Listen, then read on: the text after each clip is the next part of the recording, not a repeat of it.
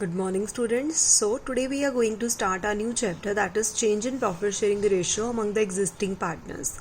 So in this chapter we will learn if the existing partners change their profit sharing ratio, so what will be its effect on various aspect. ठीक है जी. So first of all, change in profit sharing ratio is also known as one of the part of reconstitution of partnership agreement. So here they have written any change in existing agreement of partnership is reconstitution of the firm. So here reconstitution word is very important. So reconstitution, by the name it is clear, दोबारा से बनाना. So reconstitution में various chapters हैं जो आप 4th chapter onwards पढ़ोगे. तो in general, reconstitution means any change in the existing agreement of the partnership.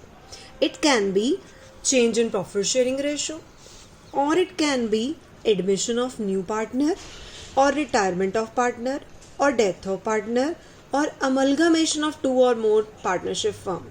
So here these are the events in which you can say the firm is reconstituted. ठीक है जी. सो reconstitution में ये सारे cases हैं.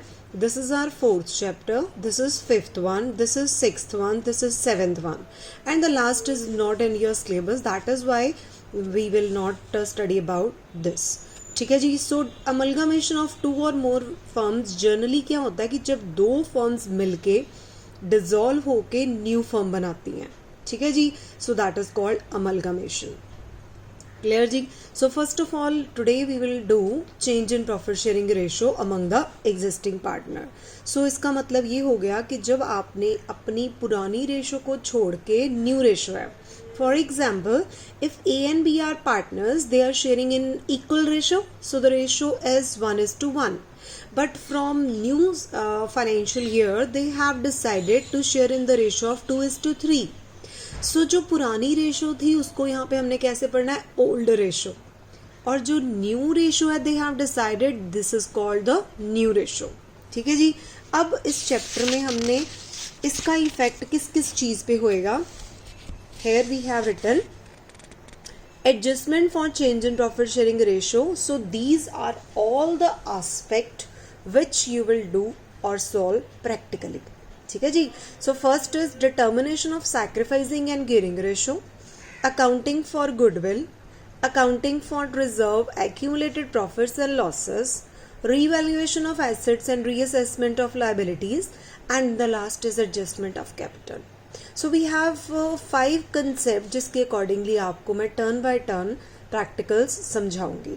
ठीक है जी. So starting from the first, what is that, determination of sacrificing and gaining ratio. So what is sacrificing and gaining ratio? So I would clear this with an example. So I have written here A and B, suppose partners हैं. A को मिलते हैं 70 rupees और B को मिलते हैं 30 rupees. ठीक है जी.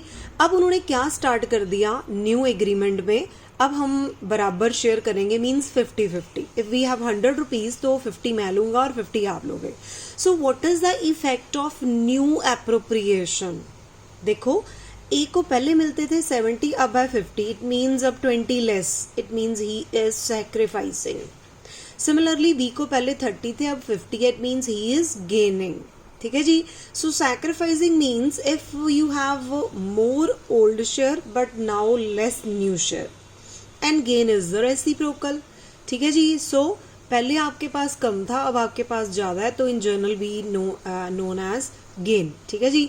सो क्योंकि सैक्रिफाइस और गेन सेम पार्टनर्स में हो रहा है, तो जितना एक का सैक्रिफाइस आएगा उतना ही दूसरे का गेन आना चाहिए, क्योंकि ऑब्वियसली इन दोनों ने आपस में म्यूचुअल अंडरस्टैंडिंग से सेटलमेंट करी है.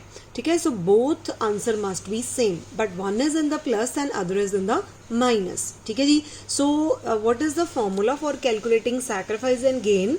जब आपने शेयर्स के लिए ये फॉर्मूला यूज करना है, मीन्स रेशो निकालनी है, सो आपने formula through out the chapter कौन सा यूज करना है, old share minus new share. ठीक है. ओल्ड शेयर मतलब पुराने उसकी रेशो, और new share is the new one. अगर आपका आंसर प्लस में आता है तो सैक्रिफाइस, अगर आपका आंसर माइनस में आता है तो गेन. ठीक है जी.